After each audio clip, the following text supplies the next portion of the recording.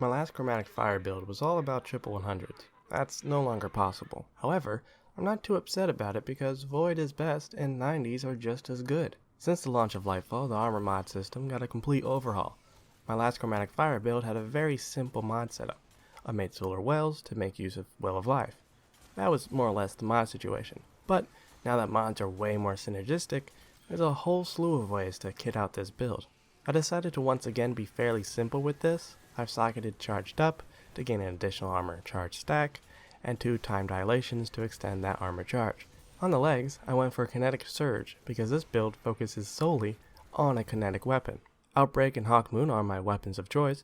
I love these 2 weapons. Outbreak is the only good feeling pulse rifle to me, and Hawkmoon has been my favorite weapon ever since D1. Outbreak on its own is good, but then giving it Dragonfly makes it just that little bit better.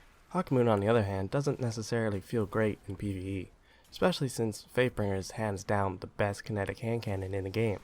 So, Hawkmoon, even though great with its damage, doesn't have that workhorse AoE capabilities. Chromatic Fire solves that. Now, Hawkmoon has good ad clear and great damage.